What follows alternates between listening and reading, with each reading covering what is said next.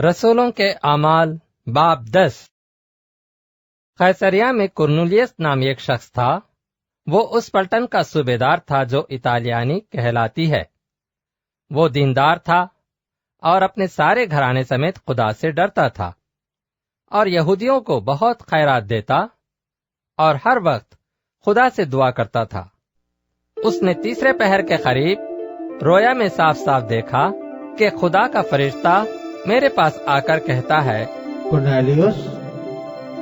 उसने उसको गौर से देखा और डर कर कहा, खुदावन क्या है? उसने उससे कहा, तेरी दुआएं और तेरी खैरात यादगारी के लिए खुदा के हुजूर पहुंची।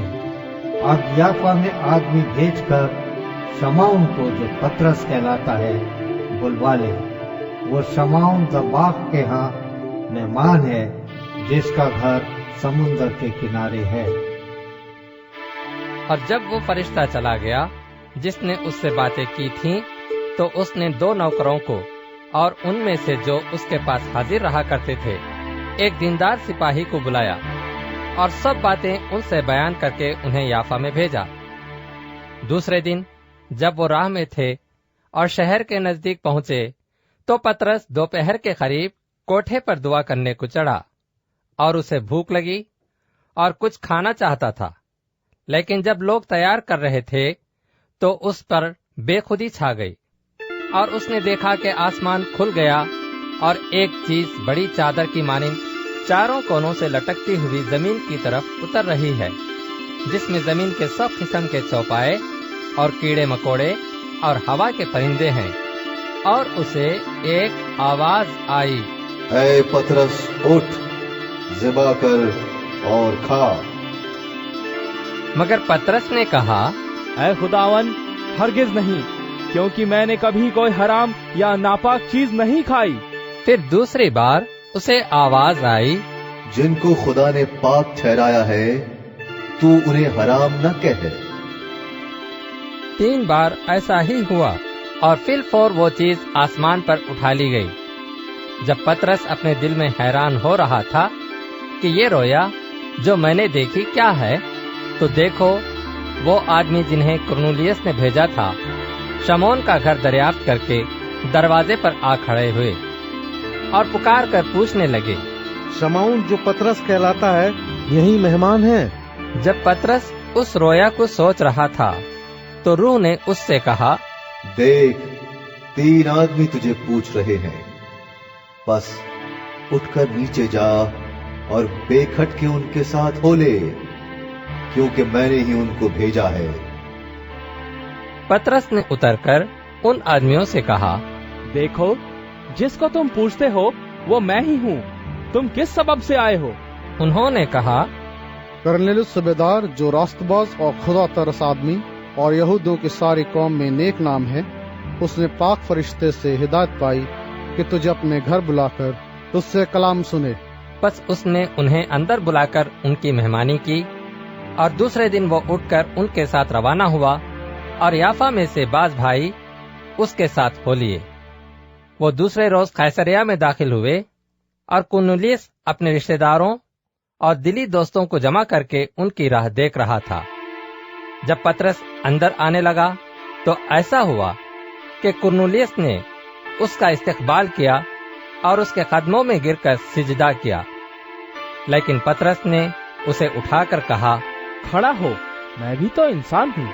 और उससे बातें करता हुआ अंदर गया और बहुत से लोगों को इकट्ठा पाकर उनसे कहा, तुम तो जानते हो कि यहूदी को गैर कौम वाले से सोहबत रखना या उसके यहाँ जाना नाजायज है, मगर खुदा ने मुझ पर जाहिर किया कि मैं किसी आदमी को नजिस या नापाक ना कहूँ। इसीलिए जब मैं बुलाया गया तो बेउज्र चला आया। बस अब मैं पूछता हूँ कि मुझे किस बात के लिए बुलाया है?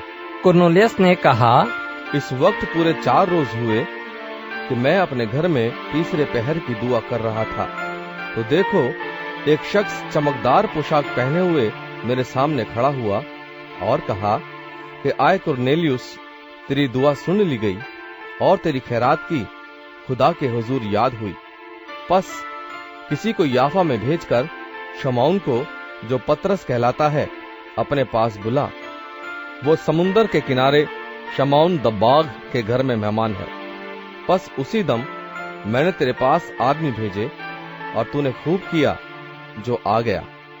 اب ہم سب خدا کے حضور حاضر ہیں تاکہ جو کچھ خداوند نے تجھ سے فرمایا ہے اسے سنے۔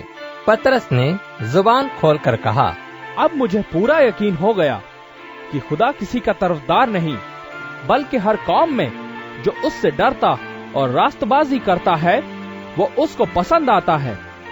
جو کلام اس نے بنی اسرائیل کے پاس بھیجا، جبکہ یسوع مسیح کی معرفت جو سب کا خداوند ہے صلح کی خوشخبری دی، اس بات کو تم جانتے ہو جو یوحنا کے بپتسمے کی منادی کے بعد گلیل سے شروع ہو کر تمام یہودیہ میں مشہور ہو گئی، کہ خدا نے یسوع ناصری کو روح القدس اور قدرت سے کس طرح مسح کیا۔ وہ بھلائی کرتا اور ان سب کو جو ابلیس کے ہاتھ سے ظلم اٹھاتے تھے شفا دیتا پھرا، کیونکہ خدا اس کے ساتھ تھا۔ اور ہم ان سب کاموں کے گواہ ہیں جو اس نے یہودیوں کے ملک اور یروشلم میں کیے، اور انہوں نے اس کو صلیب پر لٹکا کر مار ڈالا۔ اس کو خدا نے تیسرے دن جلایا اور ظاہر بھی کر دیا، نہ کہ ساری امت پر بلکہ ان گواہوں پر جو آگے سے خدا کے چنے ہوئے تھے، یعنی ہم پر، جنہوں نے اس کے مردوں میں سے جی اٹھنے کے بعد اس کے ساتھ کھایا پیا۔ اور اس نے ہمیں حکم دیا کہ امت میں منادی کرو اور گواہی دو کہ یہ وہی ہے جو خدا کی طرف سے زندوں اور مردوں کا منصف مقرر کیا گیا۔ اس شخص کی سب نبی گواہی دیتے ہیں کہ جو کوئی اس پر ایمان لائے گا اس کے نام سے گناہوں کی معافی حاصل کرے گا۔ پترس یہ باتیں کہہ ہی رہا تھا کہ روح القدس ان سب پر نازل ہوا جو کلام سن رہے تھے، اور پترس کے ساتھ جتنے مختون ایماندار آئے تھے وہ سب حیران ہوئے کہ غیر قوموں پر بھی روح القدس کی بخشش جاری ہوئی، کیونکہ انہیں طرح طرح کی زبانیں بولتے اور خدا کی تمجید کرتے سنا۔ پترس نے جواب دیا، کیا کوئی پانی سے روک سکتا ہے کہ یہ بپتسمہ نہ پائیں جنہوں نے ہماری طرح روح القدس پایا؟ اور اس نے حکم دیا کہ انہیں یسوع مسیح کے نام سے بپتسمہ دیا جائے۔ اس پر انہوں نے اس سے درخواست کی کہ چند روز ہمارے پاس رہے۔